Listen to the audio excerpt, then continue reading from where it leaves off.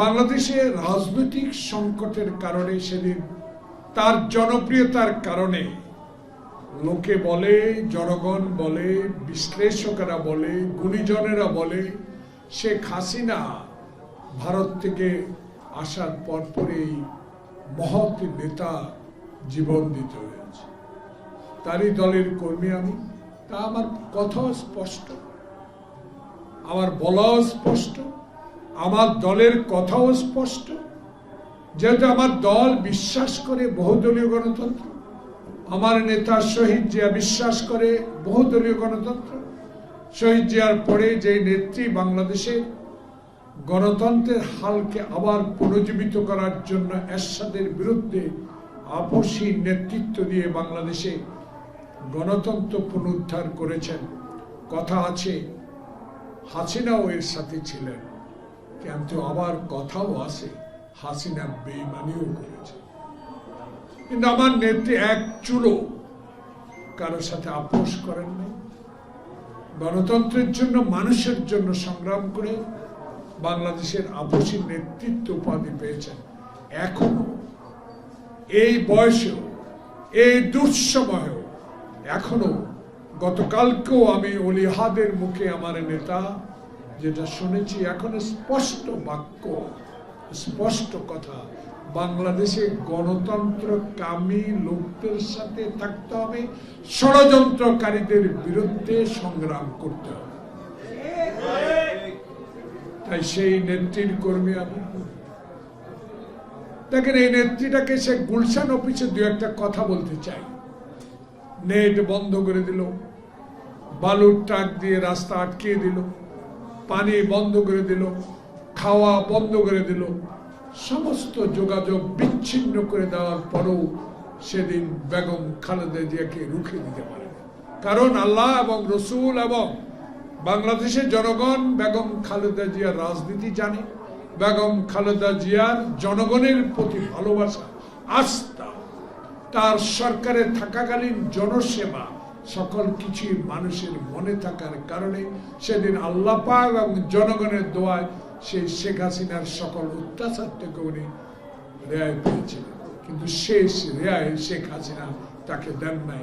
জীবন শেষ করে ফেলার জন্য তাকে একটি অসত্য মিথ্যা মামলায় জড়িয়ে 5 বছর কারাগারে থাকতে হয়েছে। মানবিক দিক থেকে কত কঠিন নিষ্ঠুর মানুষ ছিল শেখ হাসিনা। আবেদন, নিবেদন, আকুতি সমস্ত কিছু সে পাত্তা না দিয়ে বেগম জিয়াকে কারাগারে রেখে মেরে ফেলতে চেয়েছিলেন। তাই আল্লাহ রাখে, আল্লাহ মারেকে। সেদিন উনি আল্লাহ পাক আপনাদের দোয়ায় বেঁচে আছে। সে বেঁচে থাকা বিদেশে চিকিৎসা থেকে বঞ্চিত হোক, মানুষের দোয়া আবার বিদেশে গিয়েও চিকিৎসা নিয়ে আসে। এই কথা বলার একটি কারণ, দেশের চলমান রাজনৈতিক সংকট খুবই কঠিন এখন চলছে। সবচেয়ে গুণী ব্যক্তি এখন ক্ষমতায়, সবচেয়ে গ্রহণযোগ্য ব্যক্তি এখন ক্ষমতায়, কিন্তু কেন কানাঘুষা শুনছি? কাউকে কাউকে সুযোগ দেওয়ার জন্য আপনি গুণী ব্যক্তিটি কারো করা কান কথা শুনছেন। যদি নাই শুনেন, যদি সত্যিকার অর্থে আমাদের সরকার হয়ে থাকেন, মুগ্ধর রক্তের বিনিময়ে অর্জিত সরকার হয়ে থাকেন, তাহলে কারো কথা তো আপনার শোনার কথা না। কারণ আপনাকে নিয়ে শেখ হাসিনা হেয়পূর্ণ কথা বলেছে যে টাকা দিয়ে কি কিনা যায়, টাকা দিয়ে কেনা যায়। বিশ্বের দরবারে সবচেয়ে বেশি সম্মানিত যে বস্তুটি আমরা পেয়েছি, উপাধি পেয়েছি, তাকে নিয়ে হেয়পূর্ণ কথা বলেছি শেখ হাসিনা পার্লামেন্টে। সেই শেখ হাসিনার কিছু কিছু দোষর আপনার আশেপাশে এখনো বসে আছে। তার প্রমাণ করিডোর, তার প্রমাণ নির্বাচন দেরিতে করা, বিলম্বিত করা, সুনির্দিষ্ট তারিখ না দেওয়া। তার আরেকটি বিষয়, আব্দুল হামিদের মতো একজন কুখ্যাত ব্যক্তি বাংলাদেশের ইমিগ্রেশন দিয়ে চলে যায়, সরকার জানে না। এই সরকার জানার পর তদন্ত কমিটি করে বাংলাদেশে কি হচ্ছে, আপনার প্রতি যে আস্থা বিশ্বাস সেগুলো তো আপনি হারাতে যাচ্ছেন। মানুষ বলা শুরু করেছে, আমার কথা না, আমরা গ্রামে যাই, গঞ্জে যাই, বা হাটে যাই, বাজারে যাই, দোকানে বসি,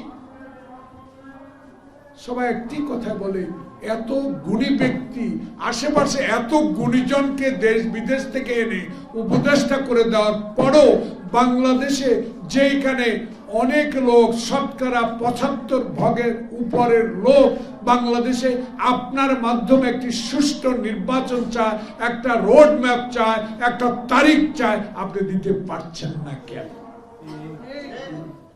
নিশ্চয়ই কিছু আছে, নিশ্চয়ই কোন ষড়যন্ত্র আছে। তাই আমি এই প্রসঙ্গ থেকে অমানয় চলে যাচ্ছি যে করিডোর আপনার দায়িত্ব না, এটা আপনার কাজ না, এটা কাজ হলো নির্বাচিত সরকার। করিডোর দিবেন, পাশে চীন, রাশিয়া, ভারত, মিয়ানমার সাথে আছে, এখানে আপনি দিবেন মানবিক কারণে করিডোর, তাহলে এই যে ১৭ লক্ষ ১৮ লক্ষ রোহিঙ্গা আছে তারা আর যাওয়ার সুযোগ তো থাকবে না। ভূ রাজনীতিতে যে অচল অবস্থা সৃষ্টি হবে, কে রক্ষা করবে? তাই এই করিডোরের বিষয় চট্টগ্রামকে বিদেশির হাতে তুলে দেবেন, আমার কেমন যেন মনে হচ্ছে। এই কথাটা আমি সাংবাদিক বন্ধুকে অনুরোধ করবো, আমার এই কথাটুকু যদি পারেন প্রচার করবেন। আপনি এত গুণীজন, আপনার সাথে এত গুণী ব্যক্তি, আপনি যখন গুণীজন হতে পারলেন, বাংলাদেশের এই পোর্ট চালাবার জন্য গুণীজন তো আপনিই তৈরি করতে পারেন, অন্যের হাতে কেন তুলুন?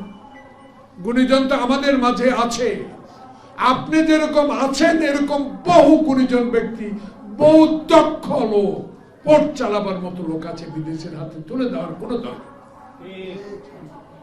এটা একটা আন্তর্জাতিক চক্রান্ত চলছে প্রিয় ভাইয়েরা।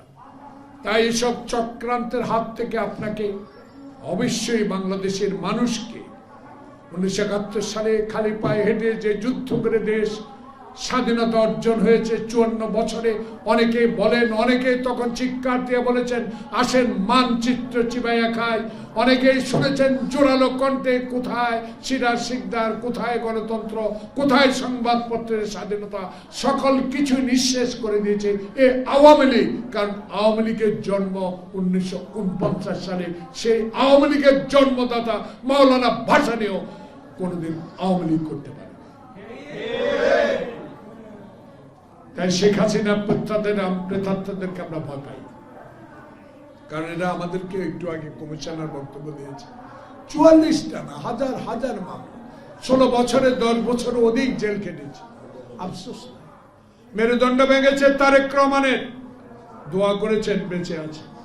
বহু রক্তাক্ত অবস্থা আমাদের বহু নেতাকে আপনারা দেখেছেন, হারুনের অত্যাচার দেখেছেন, বিপ্লবের অত্যাচার দেখেছেন, মির্জা আলমগীরের মতো বয়োজ্যেষ্ঠ নেতাকে টেনে হিসেবে, রিজভির মতো একজন পঙ্গু লোককে টেনে এসে আব্বাস গহ্বর এবং আলমের উপর, আমানের উপর যে অত্যাচার হয়েছে সেটা দৃশ্য বাংলাদেশের মানুষ।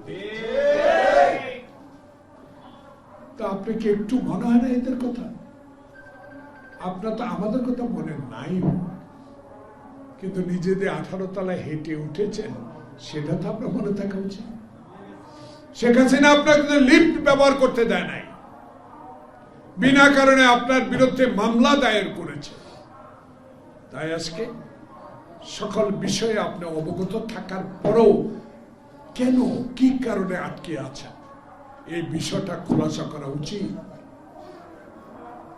এই বিষয়গুলো কোথায় আটকে আছেন, কোথায় আপনার ষড়যন্ত্র, এগুলো জনগণের কাছে বলে দেন না। আপনি গুণী ব্যক্তি, আপনার যে সুনাম, সেই সুনাম নষ্ট হয়ে যাওয়া সম্ভাবনা বেশি।